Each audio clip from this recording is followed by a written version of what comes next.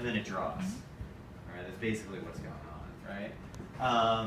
So the equivalent, like if we were actually writing this in like a recording language, programming language, right? It would basically be like something. It'd be something like this, right? Your like draw loop or whatever in my pseudo processing, right? Which I don't really understand. It would be like erase, do fucking everything, right? And then draw, right? That's basically what we're doing with that trigger, right? You know, erase, do fucking everything, draw. Okay? So, or render, maybe you want to call it render, right? That would be like put it on the screen, right? All right. So the sync goes to a whole bunch of places. In the recording patch, this is the recording patch, right? We're picked up here. I got a camera, which I open automatically. I also got a counter that's going from 0 to 299, 0 to 299, 0 to 299. That is defining a slice.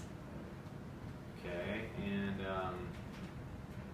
really? That was a really interesting choice. Why did you do that? All right, let's not do that.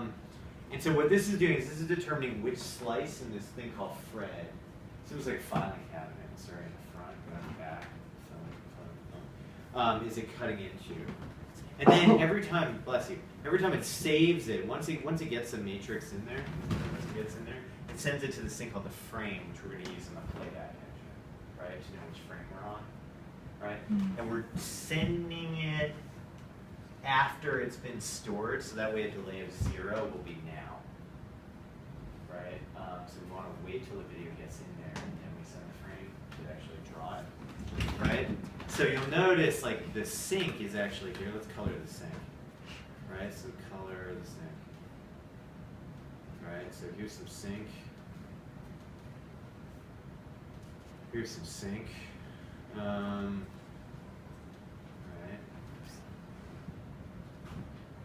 In the playback system,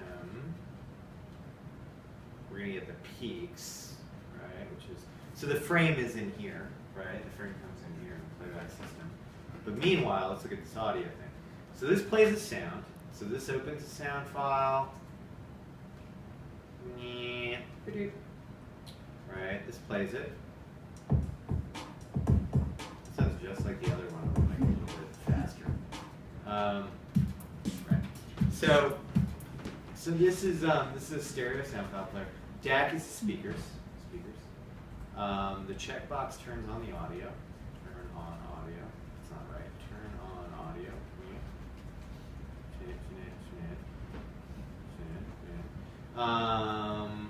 Okay. This tells it to loop over and over again. That way the strum loop keeps going. Right. If I don't like that, I can load in something else. The filter, this thing, all it's doing is it's got a sync, right? It's got a sync. So every frame it does this. Killer. Blue. This thing is basically taking the sound and cutting it up into low frequencies to high frequencies. So if we wanted to, we could like listen to this stuff, right? We could see what. So like let's disconnect this for a minute. So this is what this drum sounds like. Go away. Shush. Hey, there's no tweeter in that speaker. And I can hook it up to the DAC in here. And like, this is the low frequency. Right? You get it? Yeah, this would be. Jesus, what am I doing? I can't click on anything for some reason. I'm going to make it loud and go to those speakers. This would be a high frequency. Right? This is something to know. You get it?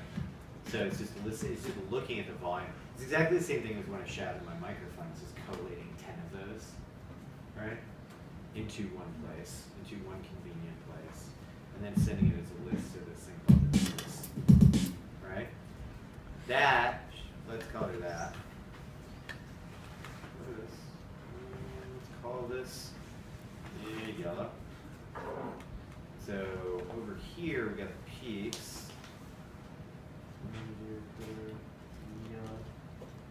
That's awful. That's the wrong shade of yellow. Right?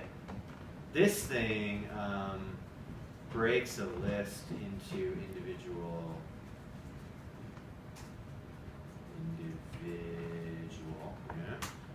message pairs, right? So what this is going to do is this is going to say, like, I'm giving you 10 numbers, send out 10 messages, and the first thing in that message is actually which number I'm talking about. I'm going to use that. I'm getting numbers 0 to 9 that way. I'm going to use that to make the position of the video plane. Then this is the amplitude, which I'm going to scale. Grab a slice out of Fred. That's a JIT submatrix we put in the video plane. And remember, it goes right to left, even without join. So the amplitude comes out here, figures out the frame, figures out how far back I need it to go, shoves it out, puts it on the plane. Then the 0 to 9 comes through, maps it x to y, positions it, draws it. All right? So what you end up with, right, is you end up with a whole thing, right, where it all fits. Right?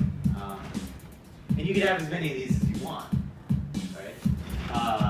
As long as you update, you know, we got to add more filters, right? And we got to add some other shit. Probably we got to change the scaling, but other than that, it's kind of ready to go. Does that make sense?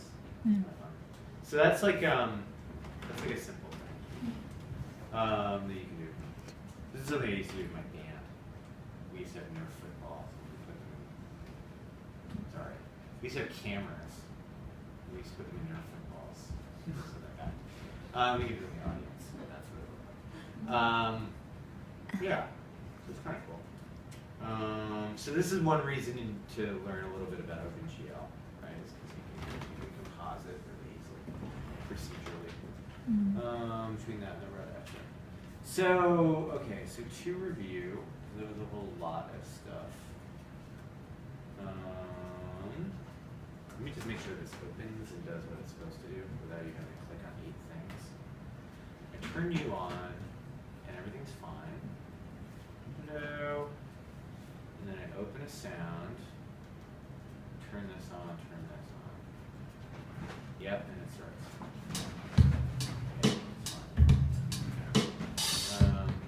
So you can load in actually like something a little bit more funny, like Black Magic Woman, right?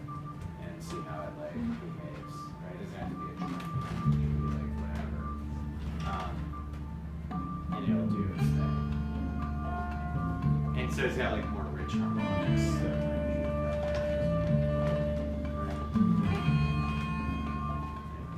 this is something cool. You guys all know about how like the chase scene in The French Connection? You guys know what I'm talking about? When it was edited, Black Magic Woman. Yeah, and like they didn't license the song or didn't bother to put the music in. So it's like they cut the film to a song you can't hear. Anyways. The OpenGL reference thing is something called the Red Book. I'm not kidding you. The official guide to learning OpenGL, volume whatever. So this will talk about things like try strip. Or maybe it's try underscore strip. Hey, no. Oh, triangles. Ooh, there it is, geotrons. This will tell you about the render stuff, right? Like the render primitives. Like remember I was doing points, lines, line strip, all that stuff. This actually explains what it is in useful graphics, right? So like, given like 6 points, this is how triangles are made, this is how quads are made, it's how polygon, right? So you sort of have a little bit of understanding how that works. The object in Max that does basically raw OpenGL commands is called JitGL Sketch, which we'll probably play around with next time. But there's a whole bunch of these. There's JitGL Sketches is a drawing thing. JitGL Camera lets you move the camera around. GL corner pin is for projection mapping. There's a whole bunch of these. If you're interested in working with OBJ files, it's called GL model. Right? It'll load in like the teapot or whatever. Right, a duck, rubber ducky. Rubber ducky.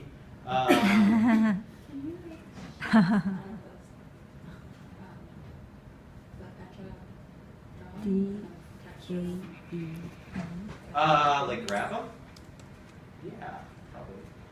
You mean like in the computer? Or like, what do you mean, like physical shapes or? Like make them these default shapes. Like use them instead Oh, of save them. Yeah, sure. Okay. So like if you think like this geometry is really cool, you could capture it and use it later. So like here's an example. Actually, here's an example of that.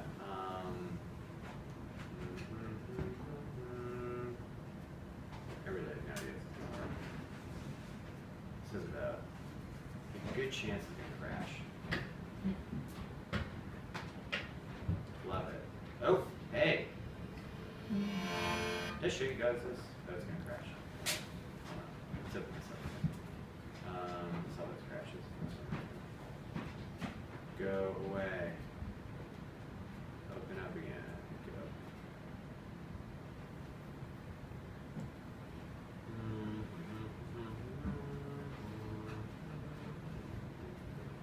So like, you can take a bunch of shapes